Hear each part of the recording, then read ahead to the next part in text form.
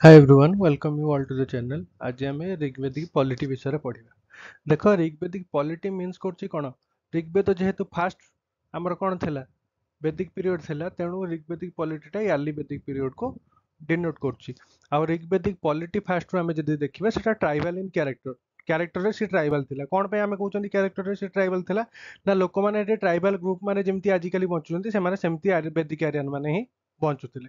ଆଉ ସେମାନଙ୍କ ଲାଇଫଟା ସେମି ନୋମାଡିକ୍ ଥିଲା। କ'ଣ ପାଇଁ ସେମି ନୋମାଡିକ୍ ଆମେ କହୁଛନ୍ତି ତାଙ୍କ ଲାଇଫ କି? ନା ସେମାନେ ଗୋଟେ ଜାଗାରୁ ଆଉ ଗୋଟେ ଜାଗାକୁ ଯାଉଥିଲେ। ଥର ଗୋଟେ ଜାଗାରେ ଚାଷବାସ କଲେ, ଫର୍ଟିଲିଟି କମିଗଲା, ସେ ଆଉ ଗୋଟେ ଜାଗାକୁ ଗଲେ। ପୁଣି ସେଠି ଫର୍ଟିଲିଟି କମିଗଲା, ଆଉ ଗୋଟେ ଜାଗାକୁ। ଏମିତି କ'ଣ ଯାଯାବର ଭଳିଆ ଏପଟ ସେପଟ ହଉଥିଲେ, ସ୍ଥିର ହେଇକି ଗୋଟେ ଜାଗାରେ ରହିନଥିଲେ। ଆଉ ସେ ସମୟରେ ରାଷ୍ଟ୍ର ଯୋଉ କନସେପ୍ଟ, ଯୋଉ ରାଜ୍ୟ ଯୋଉ କହୁଛନ୍ତି, ରାଜ୍ୟ ବା ଦେଶ ଯୋଉ କନସେପ୍ଟ ସେଟା ଏମର୍ଜ ହେଇନଥିଲା। କିନ୍ତୁ ସେ ସମୟରେ କ'ଣ କହିବା, ରାଜ୍ୟ ସିନା ଏମର୍ଜ ହେଇନଥିଲା, ରାଜ୍ୟ ବା ଷ୍ଟେଟ୍ କିଛି କନସେପ୍ଟ ନଥିଲା। କିନ୍ତୁ ଆମର ଯେମିତି କ'ଣ ଫାଷ୍ଟ କହୁଛନ୍ତି ସାହି, ତାପରେ ଗାଁ, ତାପରେ ପଞ୍ଚାୟତ, ତାପରେ ବ୍ଲକ, ଏମିତି ସବୁ ଯୋଉ ଅଛି, ସେମିତି ତାଙ୍କର ଫାଷ୍ଟ ଥିଲା କ'ଣ?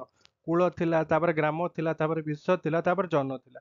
ଯୋଉ କୂଳ କହୁଛନ୍ତି ସେଟା ହେଲା ଆମର ଯେମିତି ସାହି କହୁଛନ୍ତି ସବୁଠୁ ଛୋଟ ୟୁନିଟ୍, ତାଙ୍କର ସେମିତି କୂଳ ଥିଲା ସେମିତି ସବୁଠୁ ଛୋଟ ପଲିଟିକାଲ ୟୁନିଟ୍। ତାର ହେଡ୍ ଯିଏ ଥିଲେ ତାଙ୍କୁ କ'ଣ କୁହାଯାଉଥିଲା? କୁଳପ ବୋଲି କୁହାଯାଉଥିଲା। ତାପରେ ଆସିଲା ଗ୍ରାମ। ଗ୍ରାମର ହେଡ୍ ଯିଏ ଥିଲେ ତାଙ୍କୁ ଗ୍ରାମିଣୀ କୁହାଯାଉଥିଲା। ତାପରେ ଆସୁଛି ନେକ୍ସଟ ୟୁନିଟ୍ ଆସୁଛି କ'ଣ? ବିଶ୍ୱ। ବିଶ୍ୱର ହେଡ୍ ଯିଏ ଥିଲେ ତାଙ୍କୁ ବିଶ୍ୱପତି କୁହାଯାଉଥିଲା। ତାପରେ ସବା ଶେଷକୁ ଆସୁଛି ହାଏଷ୍ଟ ପଲିଟିକାଲ ୟୁନିଟ୍ ଥିଲା ଜନ। ଜନ ତାର ହେଡ୍ ଯିଏ ଥିଲେ ତାଙ୍କୁ ଜନେଶ୍ୟ କୁହାଯାଉଥିଲା, ଗୋପ କୁହାଯାଉଥିଲା ବା ରାଜନ କୁହାଯାଉଥିଲା। ମନେ ରଖିବ, ଫାଷ୍ଟ ଆସିଲା କୂଳ, ଯାହାର ହେଡ୍ ହେଲେ କୁଳପ। ତାପରେ ଆସିଲା ଗ୍ରାମ, ତାର ହେଡ୍ ଗ୍ରାମିଣୀ। ତାପରେ ବିଶ୍ୱ, ବିଶ୍ୱପତି ତାର ହେଡ୍। ତାପରେ ଜନ, ତାର ହେଡ୍ କିଏ ହେଲେ? ଜନେଶ୍ୟ, ଗୋପ ଆଉ ରାଜନ। ମନେ ରଖିବ, ସବୁବେଳେ ସବୁଠୁ ବଡ ୟୁନିଟ୍ ହେଲା ଜନ, ସବୁଠୁ ଛୋଟ ୟୁନିଟ୍ ଥିଲା କ'ଣ? କୂଳ। ତାପରେ ଦେଖ ତାପର ସ୍ଲାଇଡ୍ କି ଯିବା। କିନ୍ତୁ ସେ ସମୟରେ ମଧ୍ୟ ଦେଖିବାକୁ ଗଲେ କିଛି ଡେମୋକ୍ରାଟିକ୍ ଏଲିମେଣ୍ଟ ମଧ୍ୟ ଦେଖିବାକୁ ମିଳୁଥିଲା। ଡେମୋକ୍ରେସି ମିନ୍ସ କ'ଣ? For the people, of the people, Bai the people କି ନାହିଁ? ସେଇ ଡେମୋକ୍ରେସିର କିଛି ଏଲିମେଣ୍ଟ ମଧ୍ୟ ଦେଖିବାକୁ ମିଳିଥିଲା। କ'ଣ ପାଇଁ, କେମିତି? ଆମେ ଏ ସୂଚନା କୋଉଠୁ ପାଉଛନ୍ତି?